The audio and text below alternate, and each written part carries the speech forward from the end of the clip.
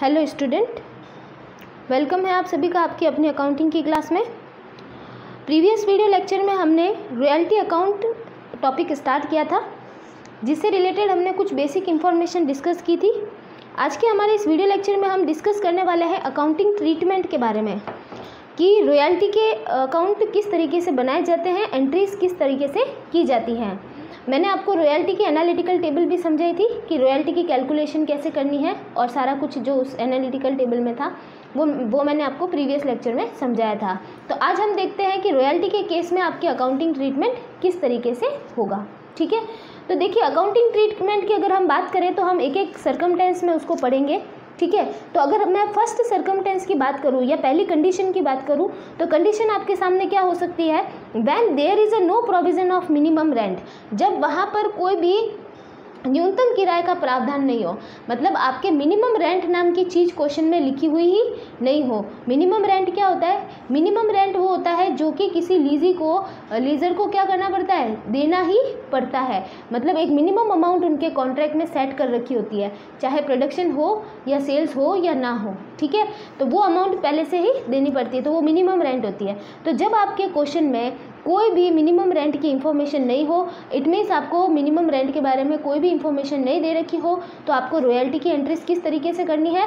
तो first number entry पहले हम देखेंगे लीजी की बुक में, फिर हम देखेंगे लैंडलॉर्ड की बुक में। ठीक है, तो देखिए फर्स्ट नंबर एंट्री जो होगी वो रॉयल्टी के लिए होगी। जब भी रॉयल्टी ड्यू होगी या रॉयल्टी देने की बात आएगी, तो हमें रॉयल्टी को ड्यू करने की जो एंट्री करनी है वो करनी है royalty account debit to landlord account. ठीक है, रॉयल्टी का अकाउंट करना है डेबिट और टू करना है हमें क्या, लैंडलॉर्ड अकाउंट। ठीक है, अब देखिए रॉयल्टी का अकाउंट डेबिट क्यों करना है, क्योंकि ये देखो लीजी जो है, लीजी के लिए रॉयल्टी क्या करना है, पेमेंट करना है, एक तरीके से खर्चा है। ठीक है, तो जो एक्सपेंसेस होते हैं उनका जो बैलेंस होता है वो क्या होता है, डेबिट बैलेंस होता है। तो एक्सपेंस ऑलवेजली हैव डेबिट बैलेंस, तो हमने इसको डेबिट करना है। और टू में हमें क्या लिखना है, लैंडलॉर्ड अकाउंट। ठीक है, किसको पेमेंट करना है, जो पाने वाला है उसको हमें क्या करना पड़ेगा, क्रेडिट करना पड़ेगा। ठीक है, तो ये जनरल एंट्री के रूल्स के हिसाब से हो रही है। अब सेकंड देखिए, फॉर पेमेंट करने के लिए जब हम लैंडलॉर्ड को पेमेंट करेंगे, तो लैंडलॉर्ड को देखो लैंडलॉर्ड अकाउंट डेबिट करेंगे और टू हम करेंगे कैश और बैंक।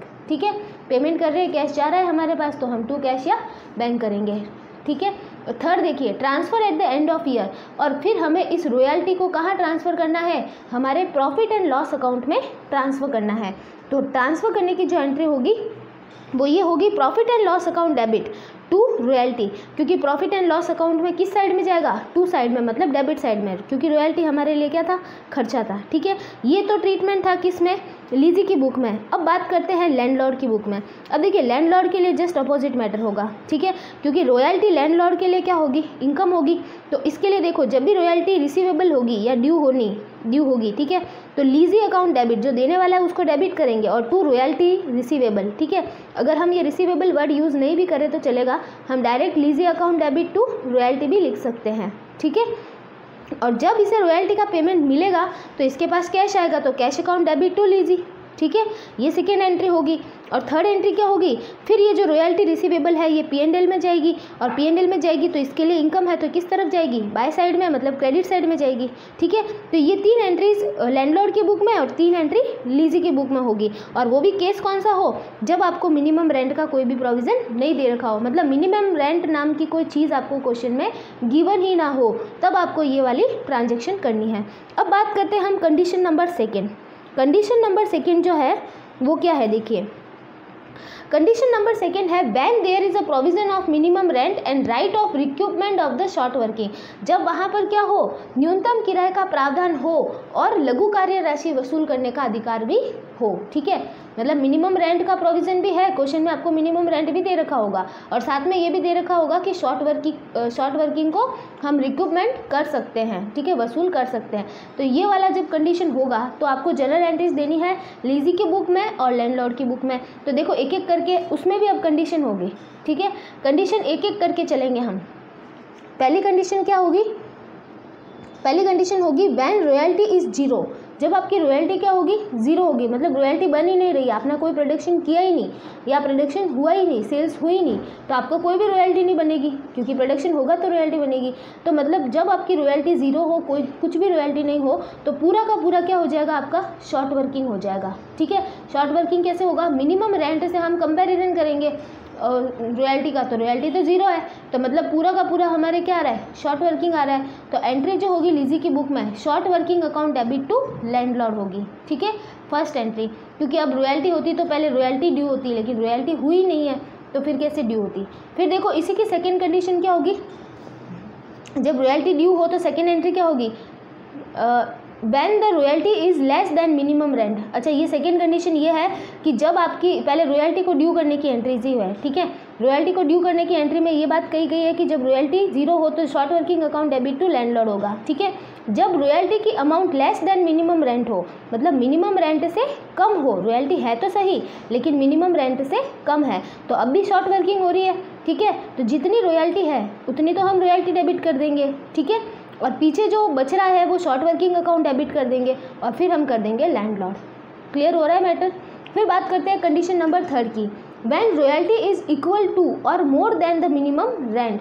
अब देखिए कई बार क्या होता है कि रॉयल्टी आपकी ज़्यादा है, या तो मिनिमम रेंट के बराबर है या फिर मिनिमम रेंट से ज़्यादा है, उस कंडीशन में आपकी सिर्फ रॉयल्टी नाम वर्ड लिखा जाएगा। ठीक है, royalty account debit to landlord. Clear हो रहा है। तो ये जो रॉयल्टी को ड्यू करने की एंट्री होती है, एंट्री नंबर फर्स्ट, उस एंट्री नंबर फर्स्ट को 3 कंडीशन से बताया गया है।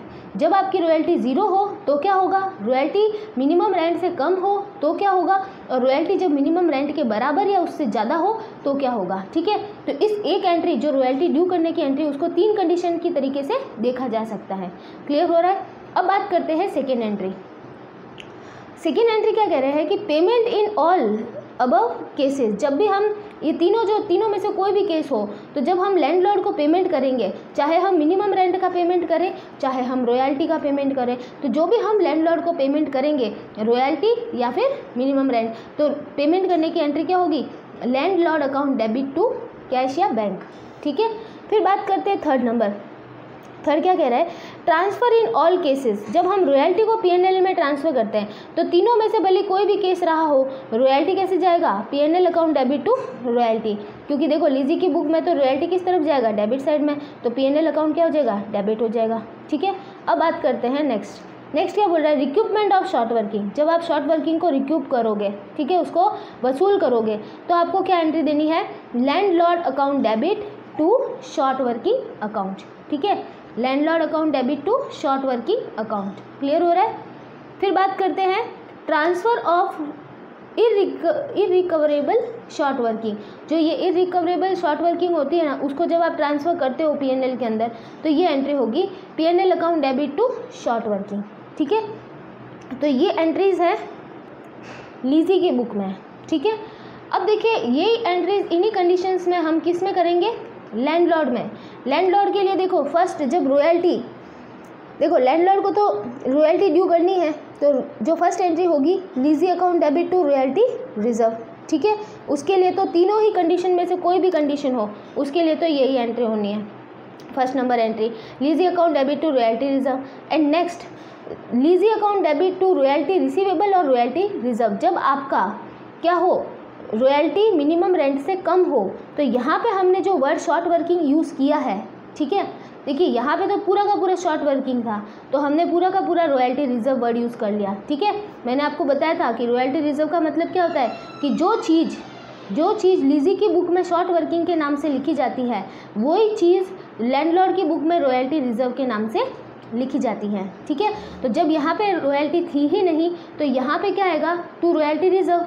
ठीक है, अब बात करते हैं नेक्स्ट कंडीशन क्या है, अब रॉयल्टी है लेकिन मिनिमम रेंट से कम है। ठीक है, तो इसका मतलब वहाँ पे शॉर्ट वर्किंग हो रही है, तो इस बार जो कंडीशन में एंट्री रहेगी वो लीजी अकाउंट डेबिट, ठीक है, रॉयल्टी रिसीवेबल, अब इस बार रॉयल्टी का नाम आएगा, ठीक है, लेकिन साथ में क्या आएगा, रॉयल्टी रिजर्व भी आएगा। रॉयल्टी रिजर्व किस चीज़ के लिए यूज़ हो रहा है, ये शॉर्ट वर्किंग के लिए यूज़ हो रहा है। ठीक है, फिर बात करते हैं आगे।